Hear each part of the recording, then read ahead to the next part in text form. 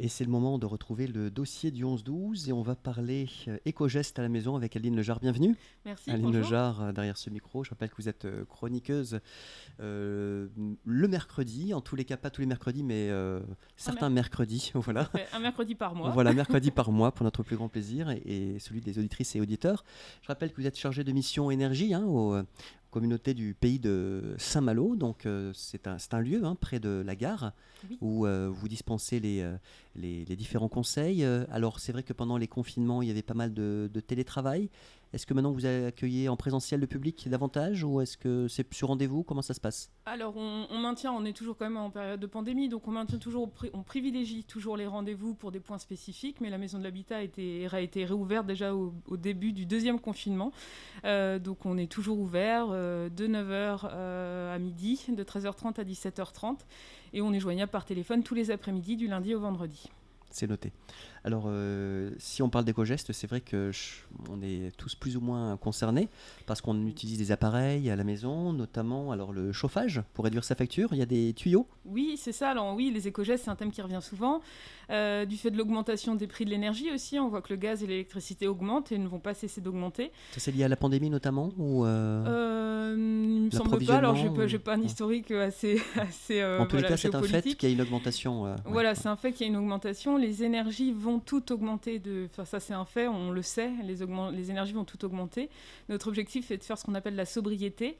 Donc, c'est ne pas perdre en confort, mais réduire nos consommations. Et de manière simple, il y a effectivement des éco-gestes. On parlait du chauffage. Alors, le chauffage, ça commence déjà par la bonne température. C'est-à-dire que j'encourage tout le monde à se munir d'un thermomètre à la maison. Et la température idéale, en tout cas réglementaire, disons, elle est de 19 degrés. Alors 19-20 degrés. Et le fait d'avoir un thermomètre chez soi permet de voir aussi à quel moment on a froid. Et ce n'est pas une raison du chauffage, mais une raison... voilà, on est fatigué, on est en digestion, et du coup on a un petit peu plus froid ce jour-là, alors que la température est bonne. Donc ça permet effectivement de contrôler sa température. Notamment quand il y a des enfants, c'est important que les températures soient bonnes, quoi. Oui, tout à voilà, fait. une question de santé aussi, Question de salubrité. santé, notamment dans les chambres. On est plutôt aux alentours de 16 degrés la nuit, 16 à 18. Ben voilà, on essaie de ne pas baisser, d'être trop haut pour bien dormir. 19 la journée quand on est présent. Et si on peut abaisser le soir, donc appliquer une programmation dans son logement, on peut descendre à 16. Alors tout dépend des bâtiments. S'il faut toute une soirée pour remonter à 19, on est bien d'accord, on va baisser un petit peu moins. On s'adapte effectivement. On s'adapte en fonction du bâtiment. Oui, donc pour le chauffage, il y a l'eau chaude sanitaire aussi. L'eau chaude sanitaire, on va jouer sur notre comportement. Une douche, c'est 5 minutes. Voilà, alors j'invite à soit se munir ce qu'on appelle un sablier de douche qui est en vente un petit peu partout sur Internet, notamment il y a des sites spécialisés. Ou de mettre, alors ça c'était un adolescent qui m'avait donné cette idée, c'était de mettre une musique de 5 minutes.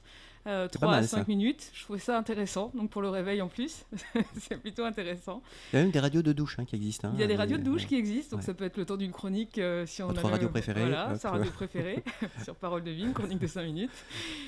Puisqu'il faut savoir qu'un bain, c'est l'équivalent de 10 minutes, donc une douche de 10 à 15 minutes, c'est l'équivalent d'un bain. Donc il faut aussi faire, voilà, faut être attentif. Et la température de l'eau justement pour le bain, est-ce qu'il y a un conseil en termes pour les personnes qui prennent beaucoup de bains, notamment pour que la facture soit pas trop salée, j'ai envie de dire. Alors on est plus sur la température de l'eau chaude, on peut la programmer. Donc quand on a une chaudière, on va le mettre à la chaudière, on est à 55 degrés pour ce qui est en instantané, et autrement pour le stockage, on va être à 60. Donc ça se règle pour les ballons électriques, ça se règle en dessous notamment. Donc ça fait partie effectivement des points d'économie d'énergie. Puis j'imagine que la plupart des personnes qui nous écoutent ferment le robinet, c'est-à-dire éteignent la douche pendant qu'il se savonne, oui. Voilà, c'est ça. Ouais. Les 5 minutes, c'est effectivement, on peut couper, éviter de laisser couler le temps de se savonner. Ouais, bien sûr. Et puis les équipements de froid, là on vient de parler de chaleur avec des températures, mais en ce qui concerne les équipements de froid, eux aussi sont impactés, sont concernés. C'est ça. Alors là, on a effectivement parlé des systèmes qui, pour être produits, peuvent être utilisés soit par l'électricité, par le chauffage, la chaudière. Alors que ce soit une chaudière, ça peut être une pompe à chaleur, une chaudière gaz ou du bois. Là, on a parlé effectivement des systèmes chauffage eau chaude sanitaire. Et c'est vrai que pour certains appareils, ce qu'on appelle l'électricité spécifique, on n'a pas le choix, c'est que l'électricité. Donc on voit que l'électricité est à 16 centimes d'euros le kilowattheure aujourd'hui, ce qui est un coût important. Voilà, le fuel, alors j'ai pas en tête les derniers tarifs, mais on était à 8-9 centimes d'euros. Donc on voit un petit peu la Bien différence. en deçà, oui. Voilà. Et pour les appareils de froid, ça reste des gros consommateurs d'électricité. Pour ces appareils de froid, c'est aussi des bonnes pratiques, c'est-à-dire que c'est plutôt de l'entretien.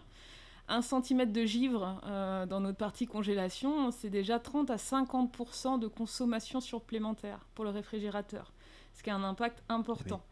Il y a des petites choses, on évite aussi tout ce qui est source de chaleur, donc soit à côté de lui, soit... Pas de four à côté du frigo. Pas de four à côté du frigo. Alors ça se fait beaucoup, les cuisinistes le font encore. Là, on peut peut-être mettre des petites plaques, ça se vend aussi dans les quincailleries, on va retrouver des plaques en aluminium. Sinon, dans la conception, on essaye de faire attention quand on est en train d'installer sa cuisine. Pas à côté d'une fenêtre non plus, puisque du coup, on peut avoir la lumière le soleil qui tape aussi sur le réfrigérateur. Et pas d'aliments chauds non plus à l'intérieur. Par contre, on peut mettre les aliments froids. La décongélation, la veille pour le lendemain, on peut mettre nos appareils dans le réfrigérateur. Et puis on va parler de lavage au sens large, puisque dans une maison, on lave le linge, on se lave les mains. Voilà, alors on continue à se laver les mains, notamment dans cette période encore plus. On continue. On peut aussi, quand on se lave les mains, même chose, on coupe l'eau, le temps de savonner, on peut rallumer le robinet ensuite. Et pour ce qui est des lavages des appareils, finalement, machine à laver, lave-vaisselle, on privilégie les touches éco. Alors c'est souvent des programmes qui sont plus longs, mais ils vont consommer moins d'eau et ils vont monter en température en fait doucement, donc ils sont plus intéressants. Il est vrai que certains appareils sèchent moins, en effet, donc là il faut laisser ouvert en fait, notamment le lave-vaisselle. On peut le laisser un peu ouvert pour que ça ventile et qu'on puisse avoir la vaisselle sèche complètement. Les températures de lavage pour la machine à laver, 30, 40, à 90, 60. Du linge aussi, de la texture Oui, la texture. Alors on se salit moins qu'auparavant. Alors quand on a effectivement, quand on a des vêtements de travail, de bâtiment ou autre, ou de jardin, on peut les laver à 60 vraiment parce qu'ils sont sales, mais nos appareils quotidiens, à part effectivement des odeurs de transpiration, des odeurs du quotidien de fumée éventuellement, on n'a plus les mêmes vêtements. Donc à 30-40 degrés, c'est suffisant. Et le séchage, à combien de tours minute vous conseillez alors ? 800 tours minute, c'est suffisant, même pour un séchage à l'air libre, ça sèche assez bien et assez vite quand on a une pièce bien ventilée. Et puis je déconseille effectivement le sèche-linge. Alors c'est toujours une complexité, mais le sèche-linge, il n'y a pas d'alternative écologique si ce n'est le séchage à l'air libre. C'est très difficile, surtout l'hiver, à moins d'avoir une pièce effectivement bien ventilée et d'avoir de la place aussi. Mais la contrainte du sèche-linge, elle est là, c'est que c'est une résistance électrique, donc ça consomme beaucoup. Donc le privilégie vraiment pour des vêtements peut-être, je pense là rapidement aux serviettes qu'on n'aime pas trop rêches ou des choses comme ça, ou les vêtements d'enfants, pour aller plus vite. Si je vous dis multimédia, nous sommes en 2021 et ils sont présents, ces équipements, ces tablettes, ces smartphones, ces écrans, ces ordinateurs. On a multiplié le nombre d'écrans par personne. On a un écran, voire 2 par personne, chose qu'on n'avait pas avant. On avait un écran pour toute la famille, puisqu'on avait une télévision une télévision, un ordinateur pour la famille. Vous pouvez commenter les matchs de foot ensemble. Voilà, c'est ça. Notamment les films. Donc on a augmenté effectivement la part des multimédias et à travers ça aussi Internet. Donc la part des multimédias, c'est une part assez conséquente. Donc là, c'est vraiment sur l'usage. Donc déjà, vérifier ses besoins. Est-ce qu'on a vraiment besoin de grand écran, par exemple ? Quand on augmente la taille d'un écran d'ordinateur ou d'une télévision, quand on augmente la taille par 2, on augmente la consommation par 4. Ce qui a un impact important dans le foyer, quand on sait que l'électricité est onéreuse et que c'est notre plus grosse part en fait, de consommation. Donc attention. Et puis l'éveil. L'éveil, donc à cette antenne, j'avais déjà il y a quelques temps prévenu, indiqué en tout cas cette consommation. Une petite piqûre de rappel. Voilà. L'éveil des appareils électriques, aujourd'hui, c'est la consommation de 2 centrales nucléaires. Donc c'est gigantesque, simplement pour des appareils qui sont chez soi, qui ne servent à personne.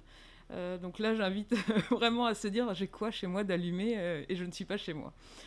Donc attention, les multiprises fonctionnent très bien. On en a maintenant avec interrupteurs déportés. Donc pareil, j'invite à aller voir dans les quincailleries, les grossistes en matériaux, pour aller voir tout ça. Il y a des équipements. Et puis l'éclairage. Et l'éclairage, eh ben, on remplace tous les éclairages aujourd'hui par du LED. On n'hésite pas. Alors on les remplace pas si elles sont pas. Alors de plus en plus, on va voir disparaître, hein. Les autres, voilà, les ampoules incandescentes, elles ont déjà disparu. Donc petit à petit, les basses consommations, elles sont encore présentes. Il faut passer au LED. Elles sont plus onéreuses à l'achat, mais au bout d'un an et demi, 2 ans, elles sont déjà rentabilisées par rapport à la consommation. Donc voilà, systématiquement remplacé par le LED. On se Faut pose pas plus de hésiter questions à faire ce choix-là. à faire ce choix-là. Merci beaucoup Aline Neujard pour Merci tous à ces vous. conseils, ces éco-gestes répétés jour après jour. Et puis finalement, on s'y retrouve sur les factures. Je rappelle que vous êtes chargé de mission énergie à la communauté du pays de Saint-Malo, aux communautés du pays de Saint-Malo. On se retrouve donc le mois prochain, si vous le voulez bien, Avec derrière plaisir. cette antenne. Bonne continuation à vous. Merci, à bientôt. À bientôt. Parce que je la vois aussi.